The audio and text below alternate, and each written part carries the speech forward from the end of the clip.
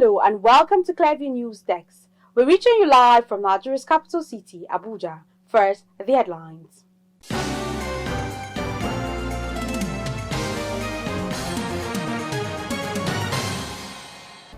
DSS storms Lagos Assembly, seals Speaker, Deputies Offices. I dismembered her body for a lack of better way to handle her death, alleged killer of Kwara student reveals. Kano State Governor Abba Yusuf issues 10 warning to schools against involving students in hard labor.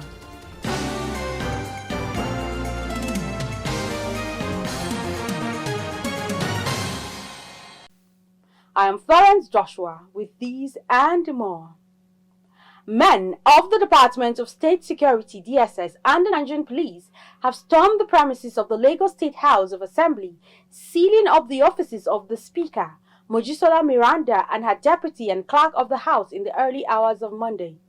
As of 10 a.m., armed security personnel took over the premises at the Alausa, Ikeja and environs, frisking every passerby.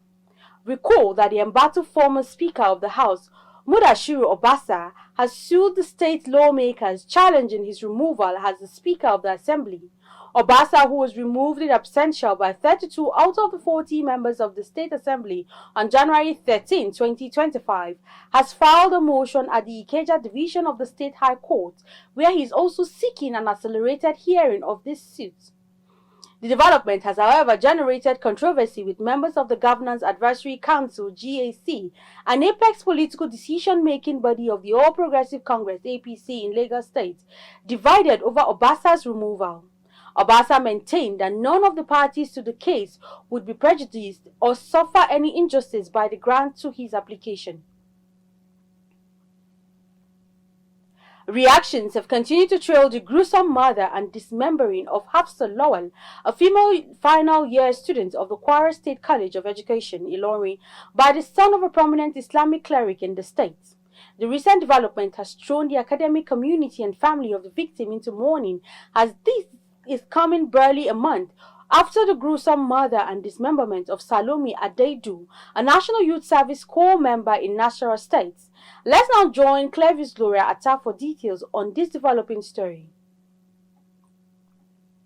In the last few months, reports of ritual killings have been on the rise among the Nigerian populace. More worrisome is the dimension it has taken amongst the teeming youth population.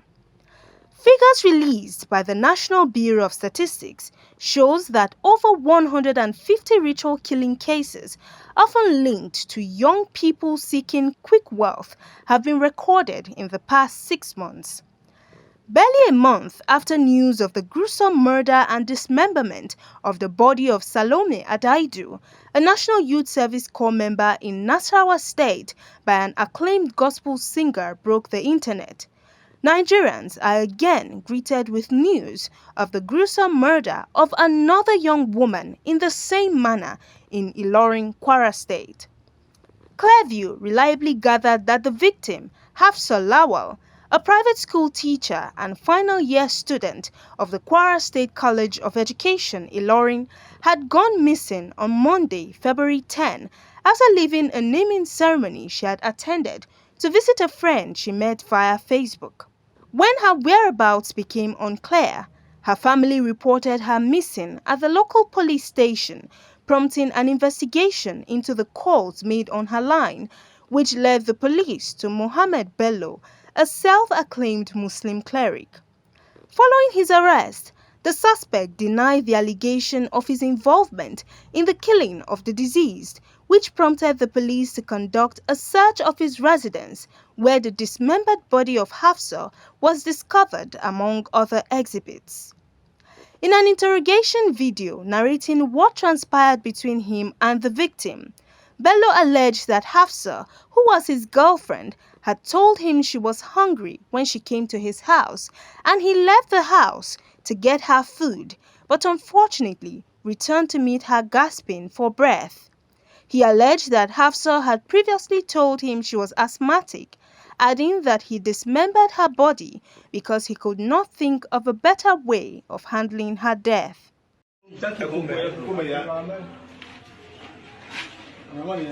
My name is Muhammad. I'm a Muslim cleric. I'm about to gain admission into Kwasu. The girl is Hafsa. She's my girlfriend. I met her on Facebook. I didn't kill her, I'm just a victim of circumstance. She told me she had an event at 1 p.m. after school that day. She got back after 3 p.m. When she came back, she told me she hadn't eaten, so I went to get her food.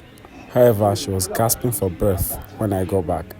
I was in shock when she died, so I couldn't cry out for help.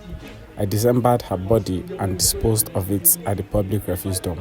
Because I couldn't think of anything better, I have never done this before. This is my first time. The deceased family has, however, dismissed Bello's claim of the victim being asthmatic and said that the victim was part of the individuals who cooked at the naming ceremony she attended before her death, stressing that if she was asthmatic, she wouldn't have participated in the cooking.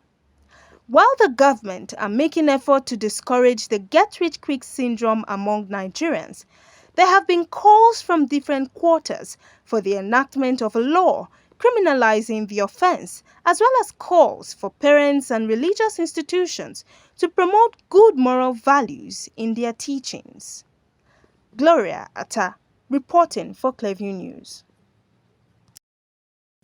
Similarly, the Anambra State government has reportedly sealed a popular church known as Children of the Light Anointing Ministry over alleged involvement in controversial Okeite traditional practice. It was gathered that Okeite is a concoction made from human parts, animals and herbs mixed in mud pots and used for money rituals, which the state authorities have identified as a fraudulent scheme used by native doctors to deceive unsuspecting victims. The church, located in Idemili North local government area of the state, was sealed by operatives of the state security outfit, Agune Chamber, after some containers and other items were found at the premises during their visits.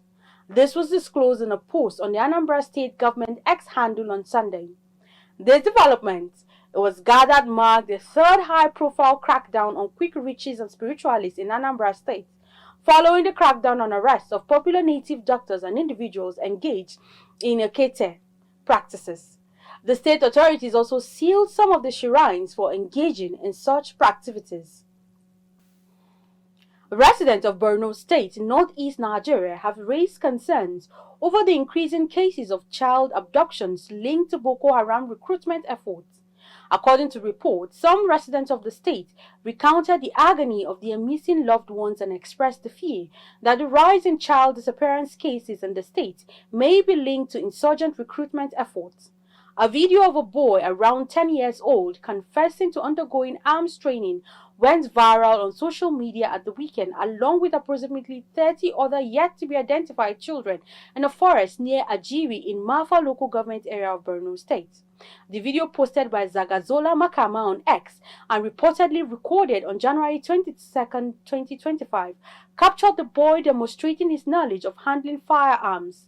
The boy confessed that he and other children of similar age were receiving military drills deep inside the forest. To support his claims, the child was handed an AK-47 rifle, which he expertly stripped and reassembled with near-perfect precision. Meanwhile, some of the residents in the Sunday's interview lamented the increasing rate of missing children in the state, an occurrence they allege might be connected with the trending video. Meanwhile, Governor Abba Yusuf of Kano State has issued a stern warning to teachers in the state, prohibiting the involvement of students in hard labor. The governor made this known in a statement issued on Sunday during an unscheduled visit to the School for Arabic Studies in Kano, where he found students digging the ground for a toilet pipeline. Visibly displeased, the governor questioned the headmaster about assigning such tasks to students. In his response, headmaster of the school explained that the work was assigned after school hours. However, Governor Yusuf ordered the practice to cease immediately and further assured the school management that his administration would renovate all dilapidated buildings, including the attached mosques. The governor stated that schools are for education and moral guidance and not for manual labor. Still, in Kano State, residents of Tudun Targaji of the state have been thrown into shock after discovering a newborn baby abandoned in a carton near a drainage in the Kaura area of the state. This was confirmed in a statement issued on Sunday by the leader and commander of Operation Zaman Lafia Vigilante Group, Rabiu Sulaiman. According to Sulaiman, his team stumbled upon the disturbing scene during a routine patrol around 2 a.m. when his team came across a deposed carton, and upon close observation, they discovered the newborn and alerted community leaders before reporting the case to the police, who directed them to a hospital where doctors confirmed the baby was dead. The commander, however, urged vigilante groups to remain vigilant in safeguarding their communities and called on parents to guide their children, particularly young women, to avoid circumstances leading to unwanted pregnancies. The Ogun State Police Command has launched a manhunt for an unidentified woman after Inspector Haruna Muhammad, an officer serving with the Isase Division of the Lagos State Police Command, was found dead in a hotel at Anthony Uzom Estate, Oyeyami, Akute, Ogun State. The spokesperson for the Ogun State Police Command, Omolola Odutola, confirmed the inspector's death to journalists on Sunday, stating that the woman had checked into the hotel room with the victim but fled shortly afterwards. Providing more details, the command spokesperson explained that identifying the deceased was initially challenges, as there was no identification card on him among his belongings. However, further investigation revealed that the deceased was an inspector of police serving with the Isase Division of the Police of the Lagos Command. Meanwhile, the police said it has launched a manhunt for the fleeing woman. If you're just joining us, you're watching the news on Clever News Desk. We'll be back after this break. Stay with us.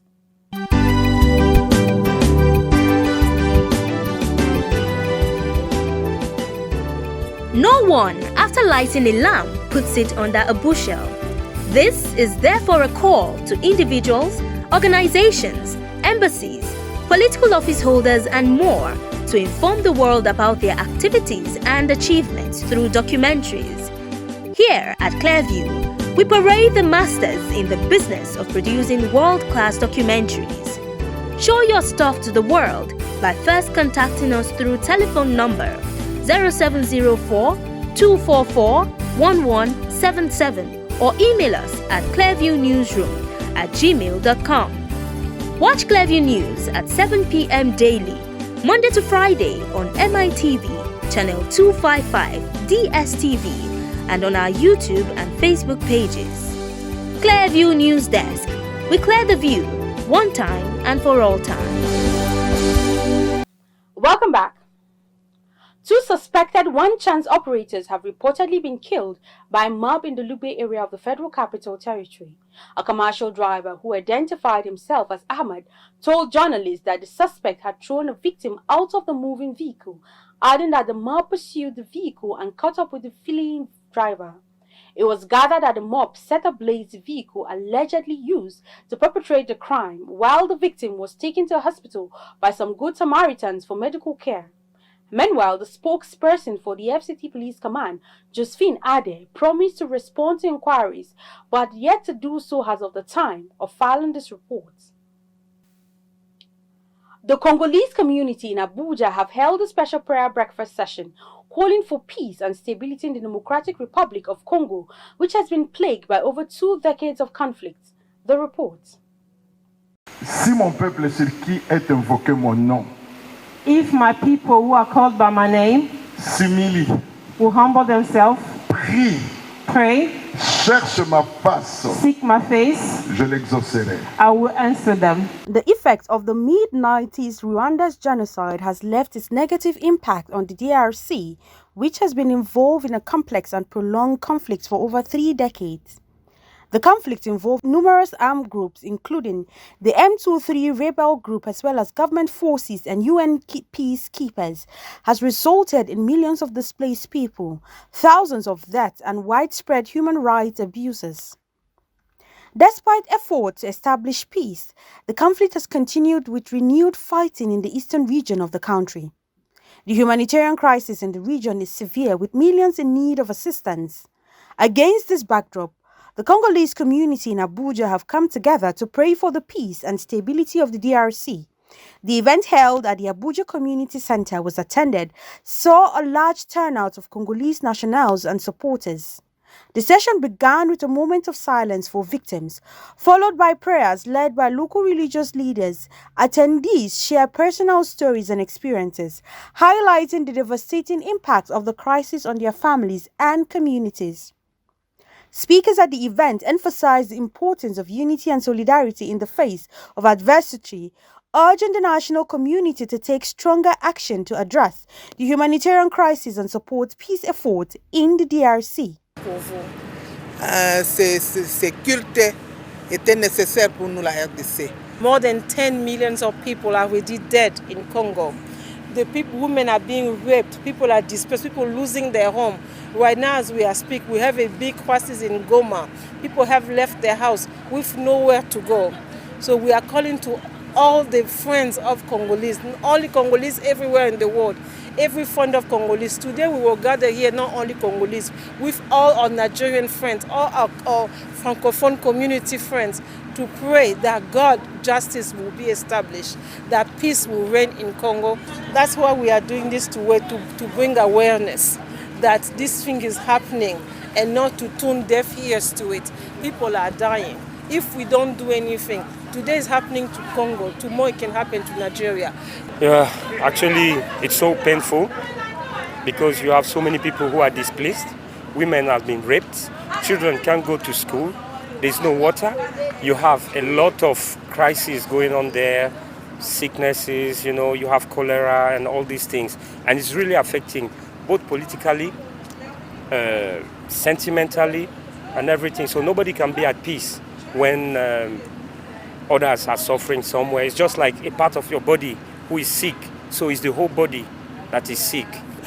Innocent people are being killed, and strangers from other land want to intrude into our country and take over, but will not accept it. The event came to a close with a collective pledge to continue peace advocacy and provision of support to those affected by the conflict. This powerful display of resilience and determination serves as a reminder of the urgent need for global attention and collective action to bring lasting peace and stability to the DRC. And that's the news, but before we go, a recap of the top stories.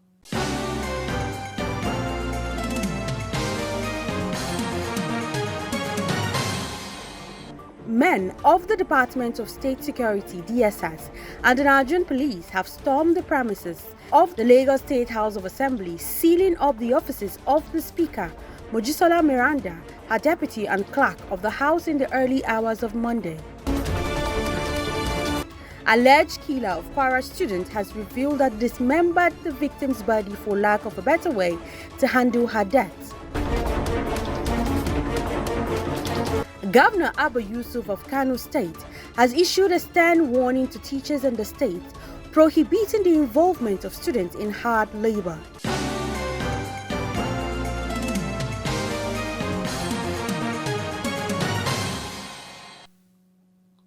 You can follow up on latest events and happenings around you via social media platforms on Facebook, Instagram and YouTube at Clearview News Dex, or via our handle on X, formerly known as Twitter at Clearview Online.